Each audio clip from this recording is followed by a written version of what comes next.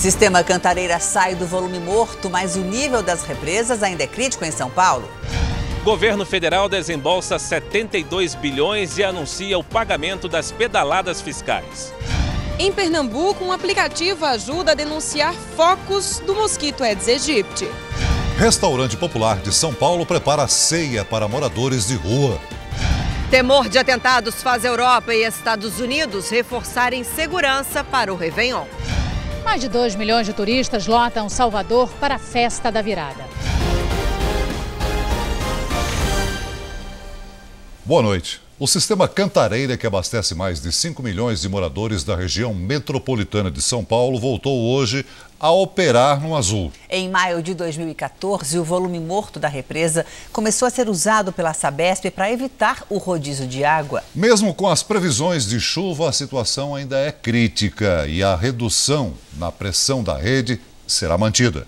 Por ora, a notícia representa um alívio, mas é preciso continuar economizando água. Foi uma recuperação lenta que durou 19 meses, mas veio antes do esperado.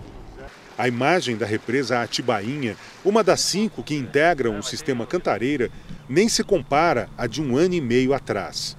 Percorremos de barco um bom trecho do reservatório e percebemos que falta pouco para a água encobrir os barrancos que apareceram durante a crise hídrica. Aqui tem uns 12 metros de profundidade, tanto é que a gente estava passando de um lado para o outro a pé. A reserva técnica do sistema Cantareira, chamado volume morto, começou a ser usada em maio do ano passado. Em outubro de 2014, o nível baixou ainda mais e a segunda cota do volume morto começou a ser usada. Quando entraram em funcionamento, as bombas flutuantes sugaram mais de 180 bilhões de litros de água para abastecer mais de 5 milhões e 300 mil pessoas na Grande São Paulo. Esperamos em 15 dias tirar aquelas bombas, aqueles tubos, remover aquilo tudo que não terá mais necessidade. E teremos obras estruturantes, dando uma segurança hídrica ainda maior a partir de 2017. A recuperação do volume morto se deu graças às chuvas de outubro, novembro e dezembro, que ficaram ao menos 15% acima da média. Mas ainda estamos longe da recuperação total do sistema. Fazendo uma comparação, o que o mau tempo permitiu até agora é que fosse coberto o limite do cheque especial. A Sabesp, companhia responsável pelo abastecimento no estado, informou que a redução da pressão na rede, o bônus para quem economiza e a multa para quem exagera no consumo vão continuar. Para este meteorologista, ainda estamos muito longe de uma situação confortável no sistema. Nesse caso, a gente precisaria de 6 anos, 6 verões aí regulares aí para recuperar. Então, é bastante chuva. A crise, ao menos, nos ensinou uma lição. O banho de muito tempo passou a ser menor.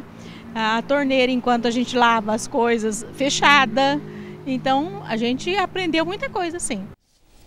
Um jovem de 17 anos foi atingido por 3 tiros e morreu.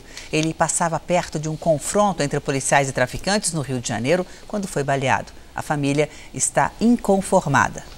Wesley Daniel Oliveira era um jovem que gostava de aventura e de publicar vídeos nas redes sociais. Aos 17 anos, ele se preparava para realizar um sonho. Ele falou que é um sonho que ele tinha de servir o exército. Mas o adolescente foi baleado quando saía de uma igreja na comunidade do Jacarezinho, zona norte do Rio. Os vizinhos gravaram um confronto entre policiais e traficantes. Segundo a PM, policiais do batalhão de choque revidaram depois de um ataque de criminosos. O adolescente chegou a ser socorrido, mas não resistiu. Wesley estudava e trabalhava como entregador de uma distribuidora de bebidas. As circunstâncias da morte de Wesley ainda serão esclarecidas no inquérito, mas a presença de policiais militares em frente ao local onde está sendo velado o corpo do jovem acabou aumentando a revolta por parte de parentes e amigos. Justiça! Justiça! As armas dos PMs foram recolhidas para a perícia. Não foi bala perdida, 3 balas perdidas. De repente acharam e confundiram ele com um bandido. A família está inconformada. A polícia não respeita ninguém quando entra na comunidade. Ela entra matando quem estiver na frente. Após 5 dias desaparecido, o skatista campeão do mundo Rodrigo Menezes voltou para casa hoje de manhã em São Paulo. O motivo do sumiço é um mistério e é investigado pela polícia. A volta para casa foi comemorada pelos amigos nas redes sociais. Parentes tranquilizaram os admiradores, ainda com poucos detalhes. É bom saber, né? Uma pessoa muito influente no meio do skate aí, né? No nosso meio, né? No nosso esporte. Segundo parentes, o skatista ligou para a família pela manhã e a mãe de Rodrigo foi buscá-lo na casa de uma amiga. Abalado e sem falar nada, ao chegar em casa, tomou banho e foi dormir. Familiares disseram que ele nunca havia ficado tanto tempo sem dar notícias. Rodrigo passou o dia com a família e não deu entrevista. O sumiço dele é um mistério que a polícia ainda investiga. Rodrigo Menezes ficou conhecido ao se tornar o primeiro brasileiro campeão do mundo de skate vertical em 1995 na Alemanha. Ele foi criado na Vila Madalena, em São Paulo, onde começou a praticar aos 10 anos. Hoje serve de inspiração para muitos jovens. Competindo com os melhores, são de qualquer um.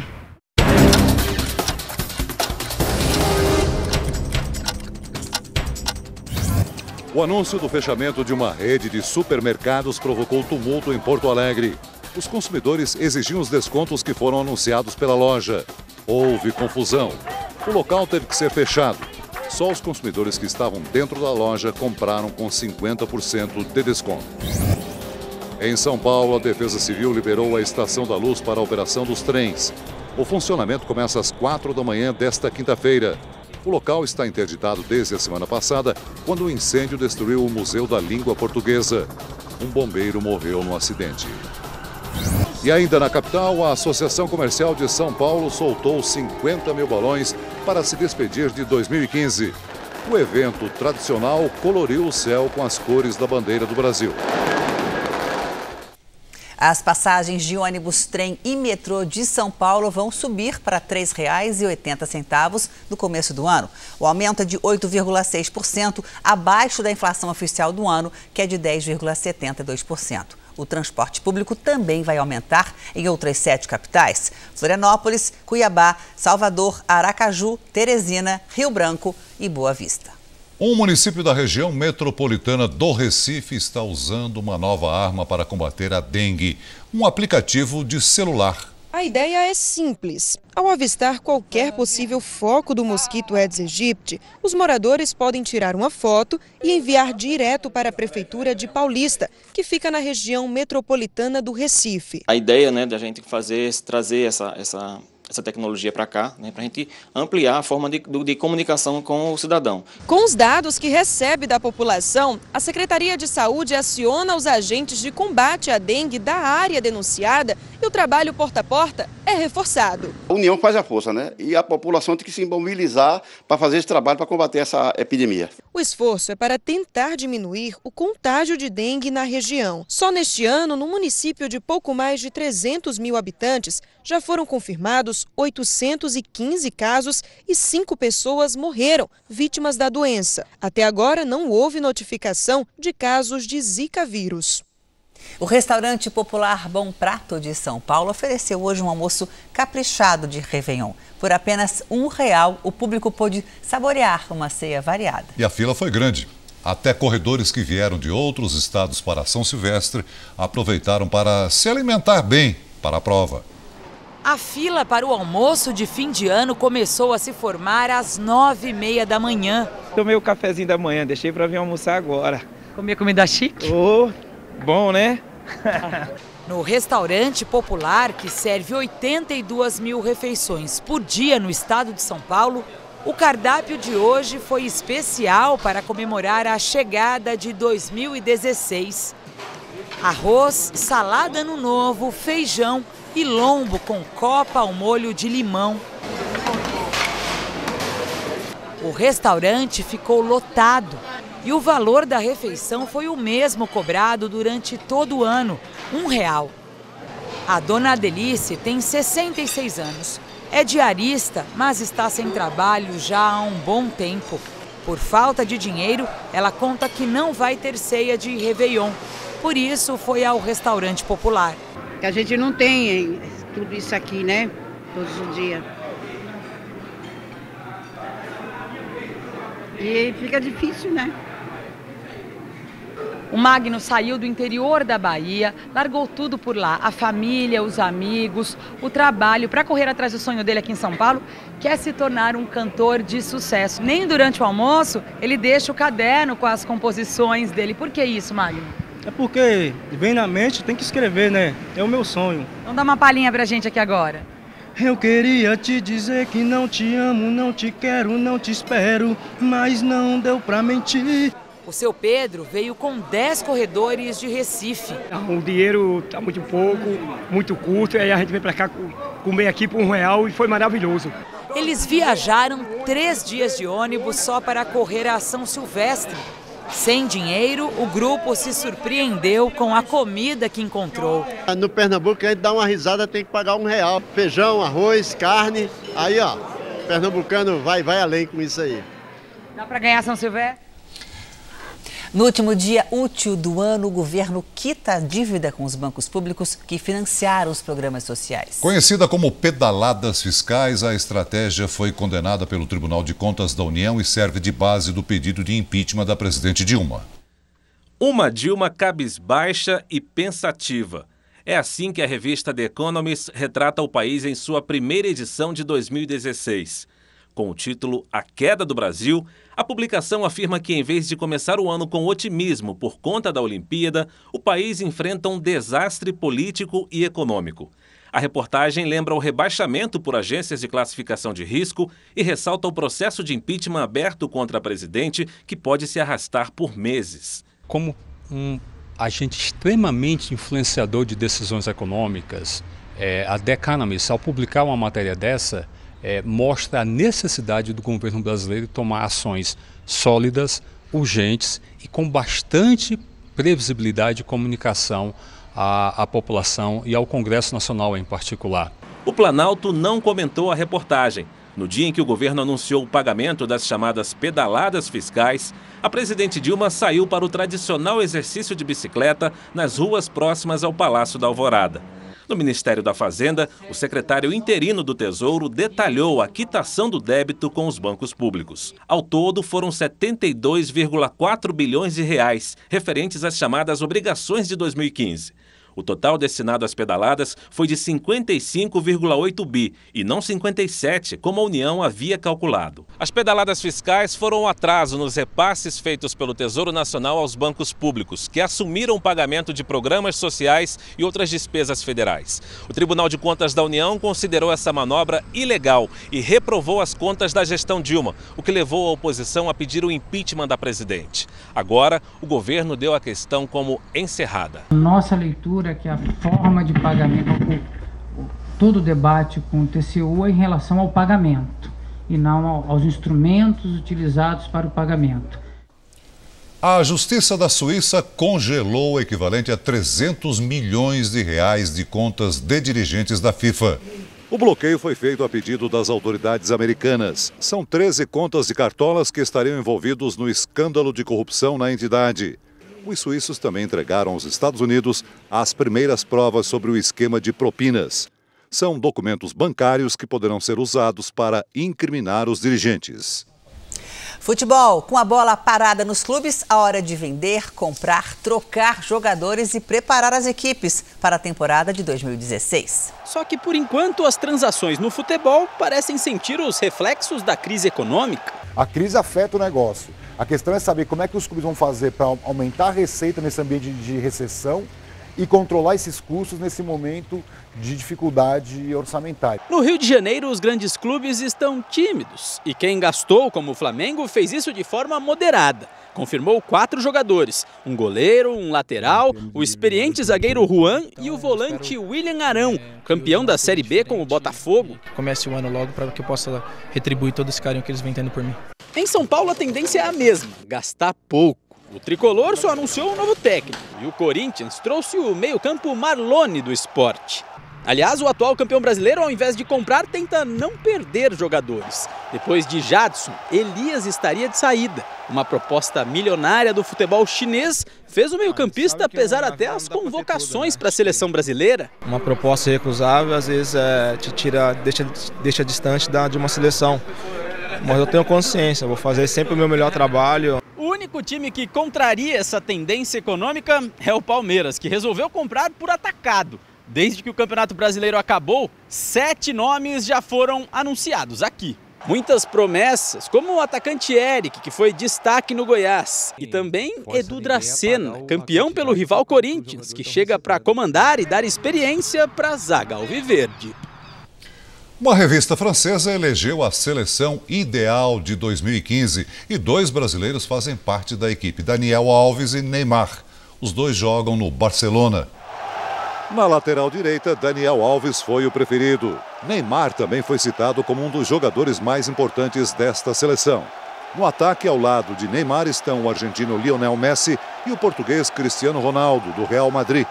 O trio de atacantes concorre ao prêmio da FIFA de melhor jogador do mundo no dia 11 de janeiro. Em 2002, a equipe de um jornal americano descobriu uma rede de pedofilia na Igreja Católica. A história agora é contada num filme que estreia no Brasil no próximo dia 7. A nossa equipe viajou a Boston e conversou com o jornalista que revelou o escândalo e com uma vítima dos abusos sexuais. Uma cidade dominada pela Igreja Católica. Boston viu a instituição religiosa usar poder e contatos para acobertar criminosos durante décadas.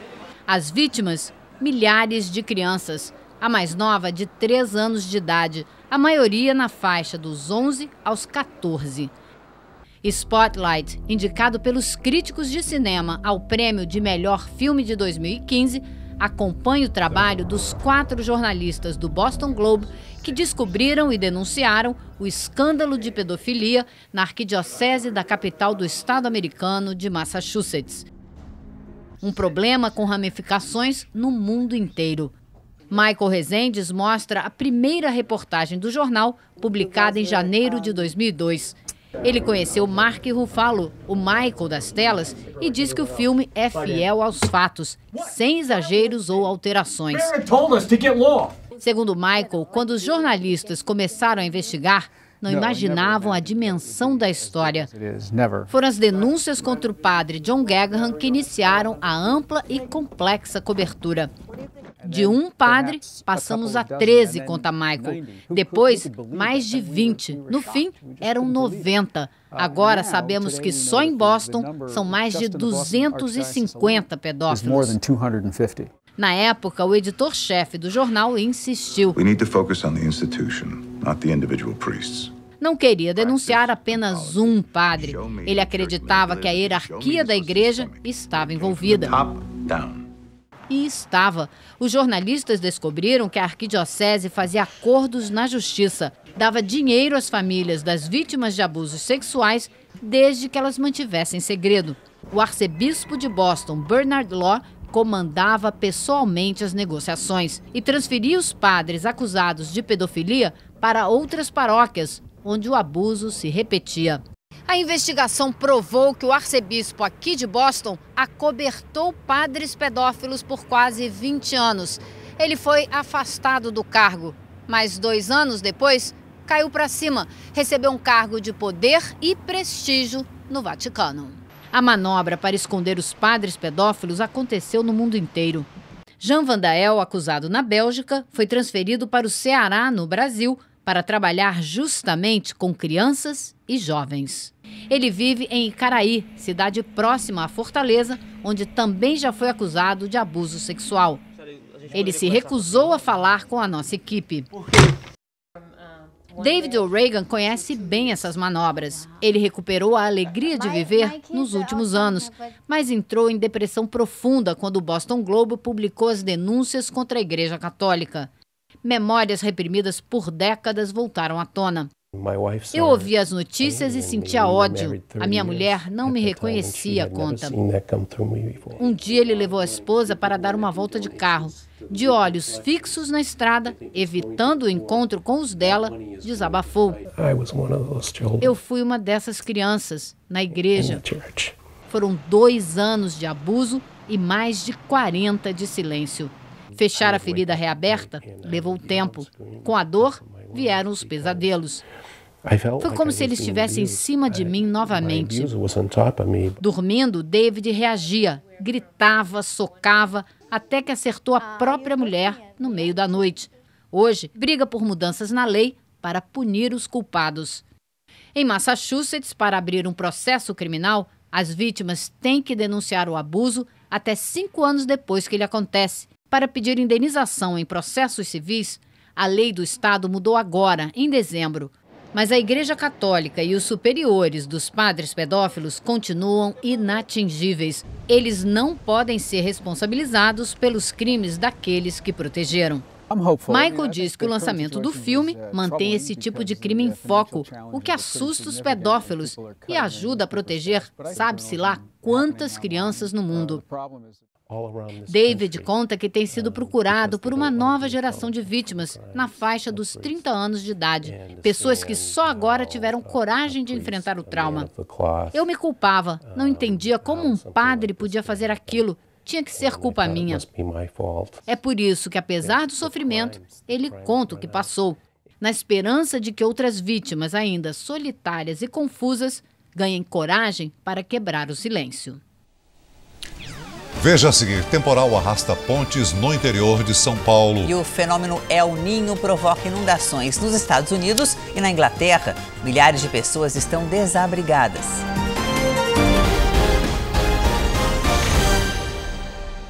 A NASA alertou hoje que os efeitos do El Niño serão maiores nos Estados Unidos.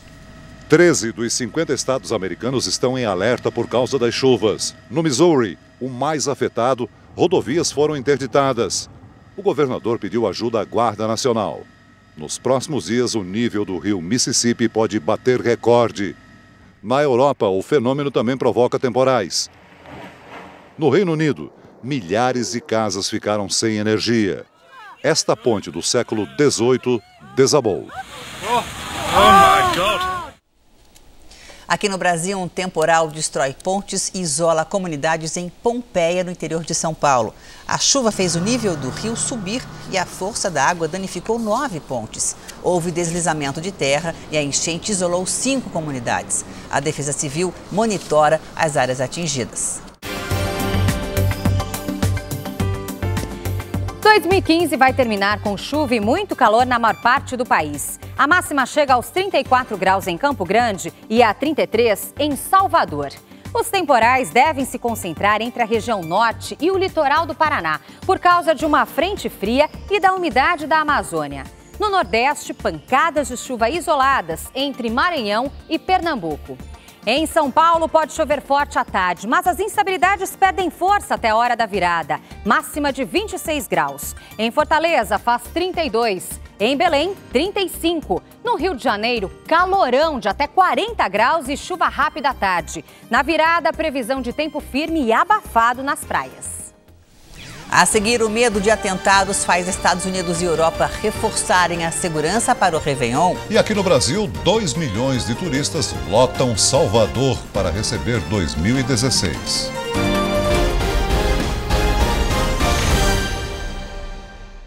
O comediante americano Bill Cosby foi formalmente acusado de abuso sexual nos Estados Unidos. O humorista se apresentou hoje à justiça e só foi liberado depois de pagar fiança de cerca de 4 milhões de reais e entregar o passaporte.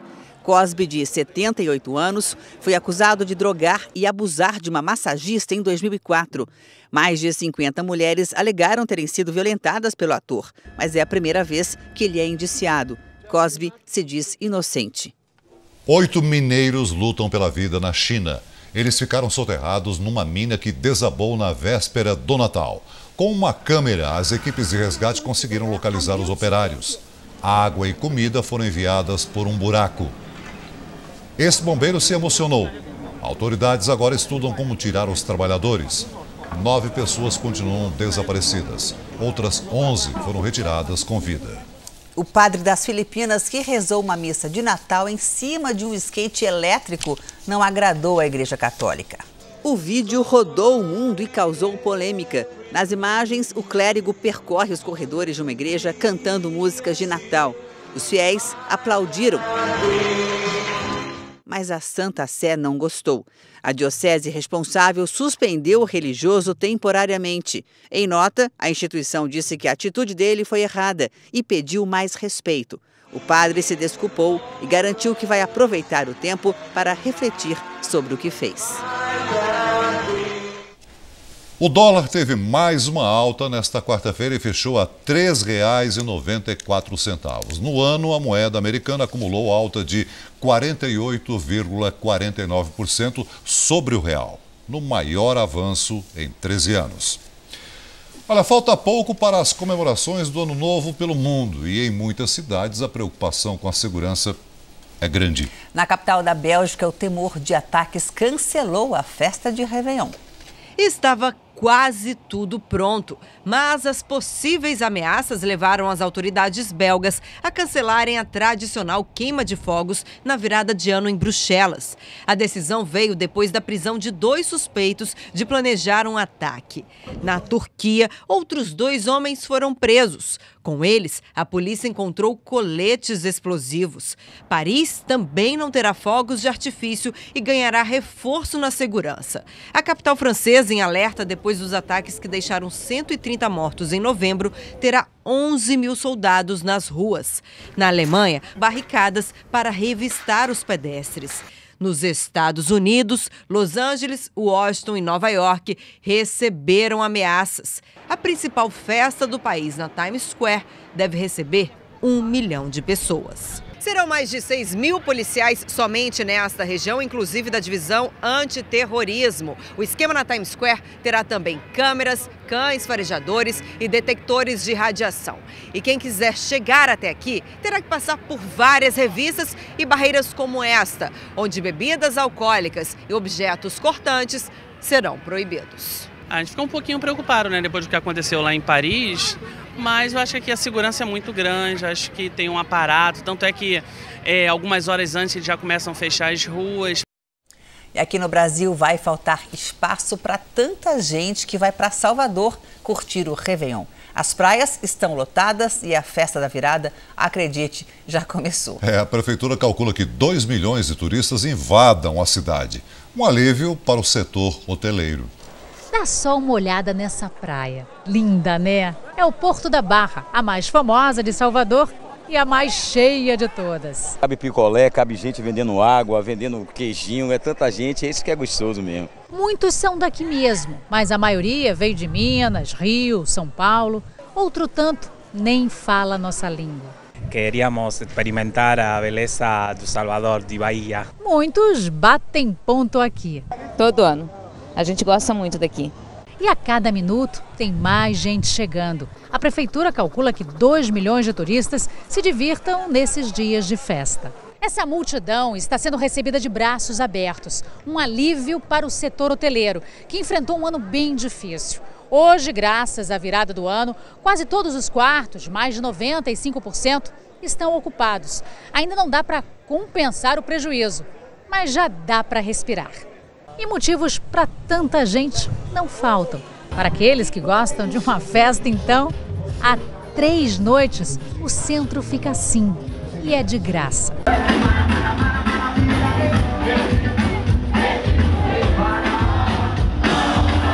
Amanhã, para garantir casa bem cheia, tem de sertanejo a Ivete Sangalo. Afinal, aqui é mesmo a terra da felicidade. O maior Réveillon do Brasil é em Salvador.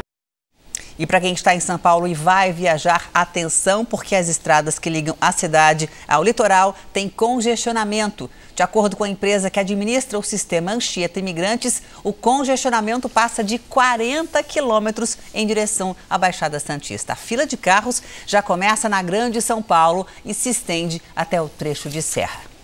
E o Jornal da Record de hoje termina aqui. Para rever as reportagens desta edição, acesse R7 Play. Fique agora com o Cine Record Especial. Boa noite para você e a gente se vê amanhã. Boa noite e até amanhã.